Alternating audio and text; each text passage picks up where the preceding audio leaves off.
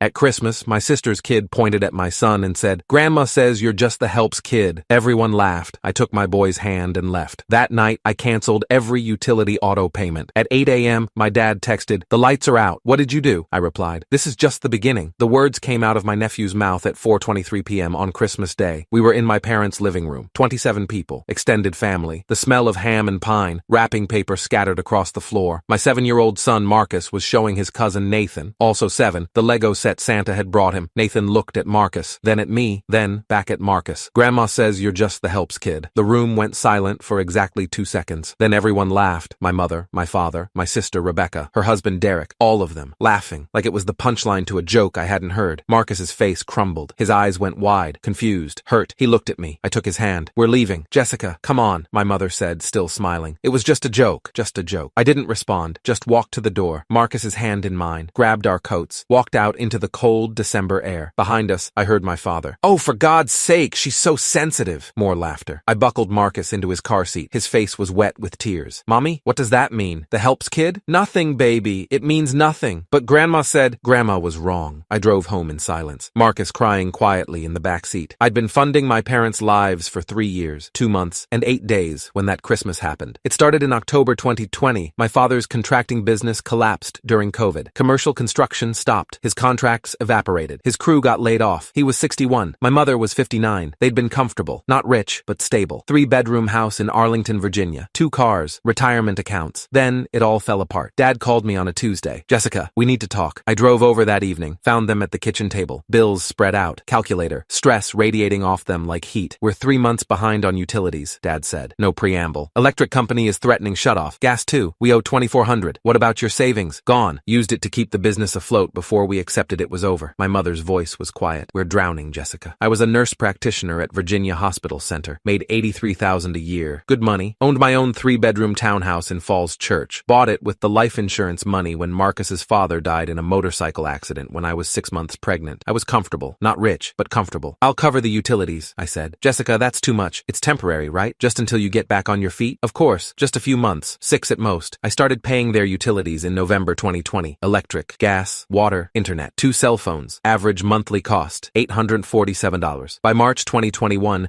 Dad had found part-time work at Home Depot. $14 an hour, 25 hours a week. Mom got a job at Target. Same deal. Together, they made maybe $2,800 a month after taxes. Their mortgage was $1,650. Utilities were $847. That left $303 for everything else, so I kept paying utilities. Then came my sister. Rebecca was 37, 3 years older than me. Worked in sales, made decent money but had terrible spending habits. Designer clothes, expensive vacations, new car every 3 years. Her son Nathan was in private school, St. Thomas Academy, $16,000 a year. In June 2021, she called me crying. "Derek lost his job. We can't afford Nathan's tuition. They're kicking him out. Can't you transfer him to public school?" "Public school? Jessica, he's at St. Thomas. He has friends there. A routine. We can't just uproot him. Then what do you want me to do? Help us, just for a year, until Derek finds something." "Rebecca, please. You know how hard it was for Nathan to get in there. If he leaves, he can't come back." I looked at Marcus, 7 years old, attending the public elementary school 3 blocks from our house, getting a good education, making friends. But Rebecca's son deserved private school? "I'll cover half," I said. $8,000. You figure out the other 8. "Thank you. Thank you so much." I started paying $667 a month for Nathan's tuition. Then came the car. Rebecca's credit tanked in 2022. Too many credit cards, late payments, charged off accounts. She needed a new car. Her BMW lease was up. She wanted to buy, but couldn't get approved. "Can you co-sign?" she asked. "Rebecca, your credit is a mess. I'll make the payments, I swear. I just need someone with good credit to co-sign." Against my better judgment, I did it. $427 a month. Honda Accord. Practical, reliable. So by Christmas 2023, I was paying parents' utilities, $847 month, Nathan's tuition, $667 month, Rebecca's car, $427 month total, $1,941 per month, $23,292 per year, over 3 years, $69,876, actually more, because utilities had gone up. I was paying closer to $950 a month by late 2023. Call it $126,000 over 3 years, for a family that called my son the helps kid. I'd noticed the comments before Christmas. Small things, easy to ignore. Last Thanksgiving, my father had made a joke about me trapping myself young. We were having dinner, turkey, stuffing, the whole thing. "Jessica could have been something," he'd said, casual, like he was commenting on the weather. "If she hadn't gotten herself knocked up at 27. Dad, I'm just saying, you were on track. Good career. Then you had Marcus and everything stopped." "Nothing stopped. I'm a nurse practitioner. You could have been a doctor. You were smart enough." enough. But then, he gestured at Marcus, who was 7 and sitting right there. My mother had nodded. It's a shame. You had so much potential. Marcus had looked at me, confused, hurt. I'd changed the subject. Then there was my sister's comment in October. We were at my parents' house, family dinner. Rebecca was complaining about work. I swear, the new admin they hired is useless. Doesn't know anything. Barely finished community college. You know the type. My mother had laughed. At least she finished something. Not like the help these days. Right? The woman who cleans our house can barely speak English. They'd both laughed. I'd felt my jaw tighten. Marcus's father was Mexican-American, first-generation college graduate, smart, ambitious, died too young. Marcus looked like him. Brown skin, dark hair, beautiful. And my family talked about the help like they were less than human. I should have said something. I didn't. I told myself it wasn't about Marcus, that I was being oversensitive. But it was about Marcus. It had always been about Marcus. That night, after I put Marcus to bed, I sat at my kitchen table, opened my laptop, logged into my bank account, looked at the auto payments, Dominion Energy, $187 month to my parents' account, Washington Gas, $143 month to my parents' account, Fairfax Water, $89 month to my parents' account, Verizon, $247 month for my parents' 2 phone lines, Comcast, $284 month for my parents' internet and cable, St. Thomas Academy, $667 month from my account, Memo Line, Nathan Rodriguez tuition, Honda Financial Services, $427 month, cosigner payment for Rebecca's car, total $2,044 month. I started clicking, cancel, cancel, cancel, cancel, cancel, delete, auto pay, delete, auto pay, delete, auto pay. Then I called St. Thomas Academy's billing office, got voicemail, left a message. This is Jessica Martinez. I need to remove myself as payer for Nathan Rodriguez, student ID 47382, effective immediately. Do not contact me about future payments. Then Honda Financial Services, same thing, voicemail. This is Jessica Martinez, cosigner on account number 884739204471 for Rebecca Rodriguez. I'm withdrawing as cosigner effective immediately. I will not be making any future payments. By 11:47 p.m., I was done. Every payment canceled,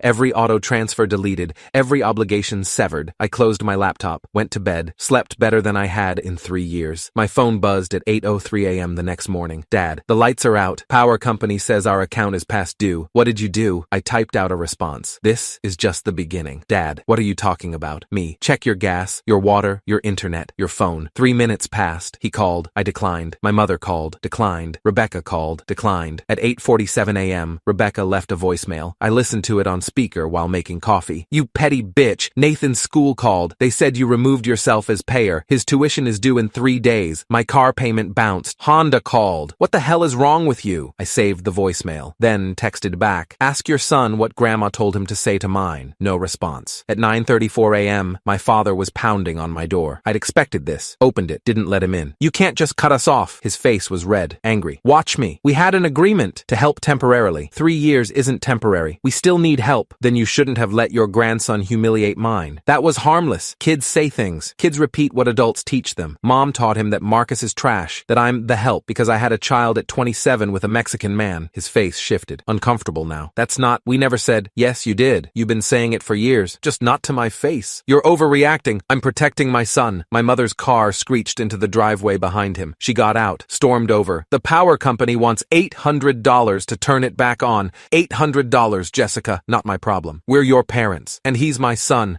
your grandson, the one you let your other grandson call the helps kid. It was a joke. Nobody was laughing, except you. This is about money, she said. Her voice had gone cold. You're mad we're not paying you back. I never asked to be paid back. I asked for basic respect from Marcus, and you couldn't even give him that. We love Marcus. You tolerate Marcus. There's a difference. Rebecca's SUV pulled up. She got out, dragging Nathan by the arm. Apologize, she hissed at him. Nathan looked at the ground. Sorry. For what? I asked. Silence. That's what I thought. I looked at Rebecca. You didn't even tell him what he did wrong. He's 7. So is Marcus, the one who cried himself to sleep last night because your family taught him he's worthless. Nobody said he's worthless. You said he's the helps kid. What does that mean, Rebecca? She didn't answer. It means lesser. It means beneath you. It means his father, my husband, was beneath you because he was brown and working class. That's not what it meant. Then what did it mean? Silence. I looked at all 3 of them. My parents, my sister. I've been paying your bills for 3 years. $126,000, give or take. And you spent that time teaching your grandkids that mine is less than. We never, last Thanksgiving, Dad said I trapped myself with a baby. Mom agreed. Called it a shame in front of Marcus. Dad's face flushed. In October, Mom talked about the help like they're animals while looking at Marcus. You're being dramatic. And yesterday you laughed when Nathan called him the helps kid. You laughed. Nobody responded. I am something, I said quietly. I'm a nurse practitioner making $83,000 a year. I own my home. I raised my son alone. And I've I've been bankrolling all of you for 3 years while you disrespected everything I've built. We didn't mean, yes, you did. You just didn't think I'd do anything about it. My father stepped forward. When are you turning the utilities back on? I'm not. What? Figure it out yourselves. We can't afford, get better jobs, work full-time, do what you have to do. Not my problem. Rebecca's voice was shrill now. And Nathan's tuition? Not my problem. He'll have to transfer to public school. Good. Maybe he'll learn that kids from public school are just as valuable as kids from St. Thomas. You're destroying this family, my mother screamed. No, you did that when you taught a 7-year-old to mock another 7-year-old for being born. I started closing the door. My father grabbed it. Please, we're sorry. We'll make it right. It's too late. We can fix this. You can't fix 3 years of disrespect with one apology. What do you want? My mother asked, tears starting now. I want you to leave. They stared. Now, they left. But my phone didn't stop. By noon, I had 47 missed calls. Aunts, uncles, cousins, people I hadn't heard from in years. Text after text. How could you abandon your parents? They raised you. You owe them. Family doesn't treat family like this. I replied to every single one the same way. I paid their bills for 3 years, $126,000. My parents taught my nephew to call my son the helps kid. Everyone laughed. I'm done funding cruelty. Some people stopped responding. Some doubled down. That doesn't matter. They're your parents. You're tearing the family apart. Others took my side. Wait, they said what to Marcus? You've been paying their utilities for 3 years? Good for you. They had it coming. My cousin Angela called. Jessica, I just heard. I'm so sorry. For what? For what they said. For what they've been saying.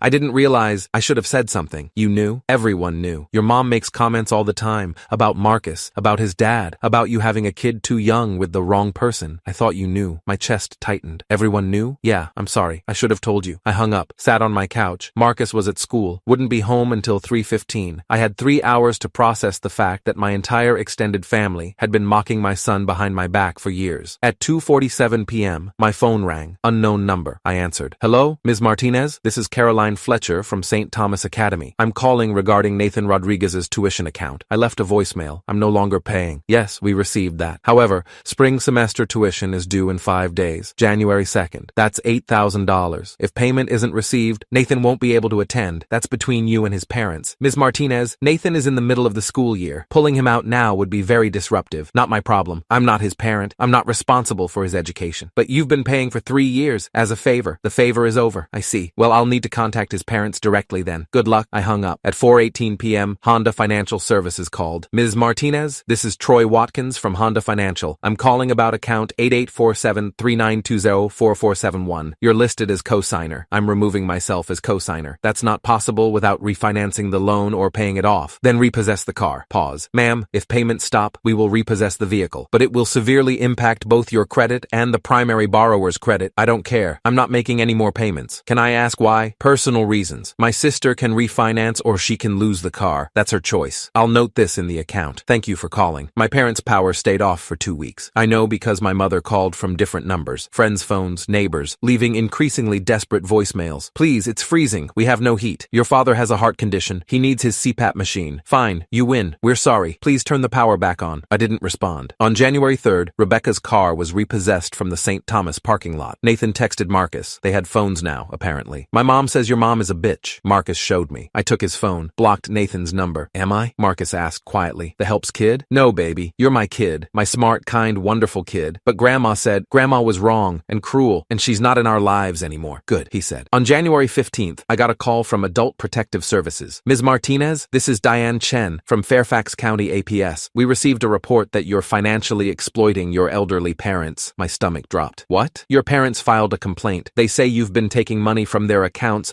and refusing to pay their bills despite promising to help. That's not, they're lying. Can you come in to discuss this? We need to investigate. Fine. When? Tomorrow, 10 a.m. I showed up with documentation. Bank statements showing every payment I'd made over 3 years. Utility bills in their names showing I was the payer. Texts and emails where they thanked me for helping. Diane Chen reviewed everything. So you've been paying their bills voluntarily? Yes, for 3 years. Then I stopped. Why? Because they called my son the helps kid at Christmas, and I'm done funding people who disrespect my child. She was quiet for a moment. Ms. Martinez, I'm closing this case. There's no financial exploitation. You were helping voluntarily. You're allowed to stop. They filed a false report. I'll note that in the case file. On January 23rd, Nathan transferred to public school, Fairfax County Elementary. The same school Marcus attended, same grade, same teacher. I found out when Marcus came home. Nathan's in my class now. What? He started today. He cried during recess. Said he misses his old school. Did you talk to him? No. He called me the helps kid. That's okay. You don't don't have to be friends with people who hurt you. On February 2nd, my father called from the hospital. Not his number, a nurse's. Ms. Martinez, your father asked me to call. He had a mild heart attack. He's stable, but he's asking for you. I drove to Virginia Hospital Center, the same hospital where I worked. Found him in the ICU, pale, tubes, monitors beeping. Jessica, his voice was weak. Dad, thank you for coming. What happened? Stress. The doctor says stress. You need to take care of yourself. I've been trying, but everything, his voice broke. Everything fell apart. The power, the bills. Your mother is furious. Rebecca won't talk to us. Nathan is miserable in public school. That's not my fault. I know, but Jessica, he grabbed my hand. Please, help us. Just one more time. No, please. No, Dad. You spent 3 years teaching my son he's worthless. I'm not rewarding that. We never— Yes, you did. And you laughed about it. At Christmas. In front of him. Tears ran down his face. I'm sorry. I know you are. But sorry doesn't fix it. I left. 3 months after Christmas, my mother called. From her own phone. Which meant they'd gotten the power turned back on. How? I asked. Your father took a loan against his pension. We're working full-time now, both of us. Target and Home Depot. 40 hours a week. Good. It's hard. We're 62. We're exhausted. You're also capable. We want to see Marcus. No. He's our grandson. He's the grandson you called the helps kid. You don't get access to him anymore. We've apologized to me, not to him. He's 7. He doesn't understand. He understands that you laughed when someone hurt him. That's enough. She hung up. 6 months after Christmas, Rebecca sent me an email. Subject, I'm sorry. Jessica, I know you won't answer my calls. I hope you'll read this. I'm sorry for what Nathan said, for laughing, for not defending Marcus. I've spent 6 months thinking about it, about how I raised Nathan to think he's better than other kids because he went to private school, about how I absorbed Mom and Dad's attitude toward Marcus without questioning it. Nathan is struggling in public school. Not academically, he's fine there, but socially. He doesn't have friends. The kids know he used to go to St. Thomas. They call him Rich Boy. And I realized that's what we did to Marcus. We labeled him, made him less than, and Marcus never did anything except exist. I'm sorry. I don't expect forgiveness. I just wanted you to know. Rebecca, I didn't respond. A year after Christmas, Marcus and I spent the holiday alone, just the two of us. Chinese takeout, Marvel movies, Lego sets. Mommy? He asked while building the Millennium Falcon. Yeah, baby? Are we going to Grandma's next year? No, sweetie. We're staying home. Good, he smiled. I like it better when it's just us. I held him tight because my family had spent 3 years teaching him he was less than, and I'd spent 3 years funding them while they did it. But not anymore. Now, it was just us, and we were enough. More than enough. Because I'd rather have Christmas alone with my son than surrounded by family who called him the helps kid and laughed about it. Some families are worth saving. Mine wasn't. So I let them drown, and Marcus and I learned to swim.